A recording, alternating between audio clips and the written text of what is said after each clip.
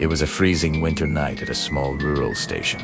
The cold was so bitter that even stray dogs lay curled in corners. Alok checked his watch. It was already 11:30 p.m.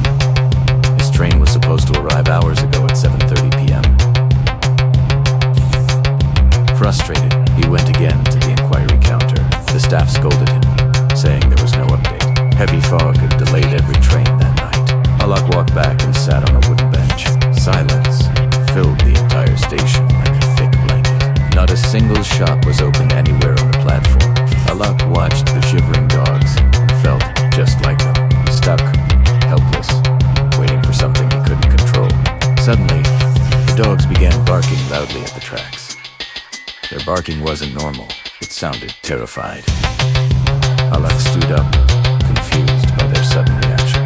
Then he heard a clear railway announcement. Attention passengers, the express train is arriving. Platform number 2, the echo repeated through fog. But strangely, no one else reacted to the announcement. Even the inquiry staff didn't acknowledge it. Alok turned toward the fog-covered railway tracks. His eyes widened as shadowy figures slowly appeared. Several men stood there, holding sharp weapons. 2 of them held dripping severed heads. One head belonged to a young girl, the other head belonged to a young boy. The figures stared at Alok with burning hatred. Frozen in fear, Alok screamed and ran away. At the inquiry counter, he shouted for help. He told them about the men and the severed heads. The staff glared at him and dismissed him angrily. There was no announcement, the staff insisted. Alok felt a cold fear deep inside him. If there was no announcement, who spoke? And who were those horrifying figures on the tracks? He sat at a table, shaking from fear. Exhaustion overpowered him, and he closed his eyes. 10 minutes later, a real announcement woke him. This time, the entire station heard it clearly. The express train finally arrived at platform 2. Alok boarded the A1 coach and took his seat.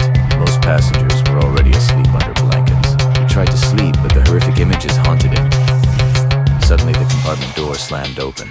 A group of armed villagers stormed into the coach. They shouted and woke every sleeping passenger. "Have you seen a boy and girl?" they demanded. Everyone replied with nervous shakes of the head. The men searched the compartment and left angrily. Alok tried to relax, but something felt wrong.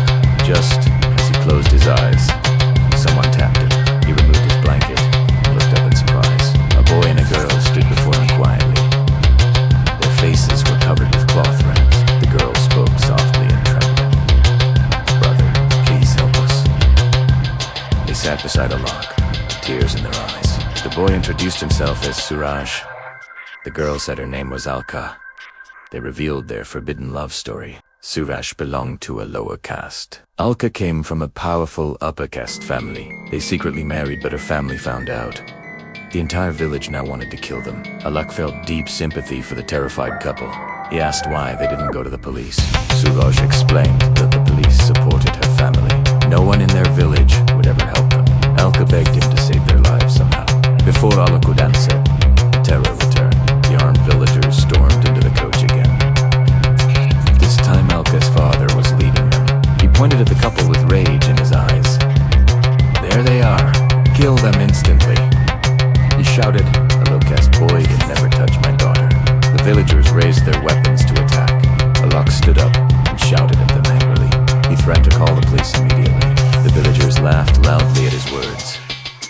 "We are the law here," they mocked him. Suddenly a stone shattered the train window. A freezing gust of wind rushed inside. The cloth covering the couple's faces blew away. Alok saw their true faces clearly. His heart nearly stopped from shock and terror. Their faces matched the severed heads he saw earlier. The same girl and the same boy from the tracks. Alok realized they were already dead. Before he could react, the villagers attacked them. Blood spilled across the compartment floor. The couple collapsed, but kept holding hands tightly. Even death couldn't separate their love. The killers began to transform horribly.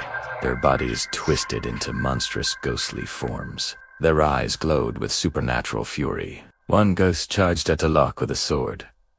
Alok ran toward the door in desperation. The train sped through darkness at full speed. With no choice left, he jumped from the moving train. Everything around him faded into darkness. Alok opened his eyes at dawn. He found himself lying on a station bench. It was exactly 5 in the morning. He wondered if everything was only a nightmare, but suddenly, he heard the same announcement. The express train is arriving at platform number 2. The same chilling voice echoed across the station. Fear gripped Alok. Once again, he turned slowly towards platform 2. His mind filled with countless unanswered questions. He felt trapped in a loop he could not escape. Step B. Step. He walked toward the platform again.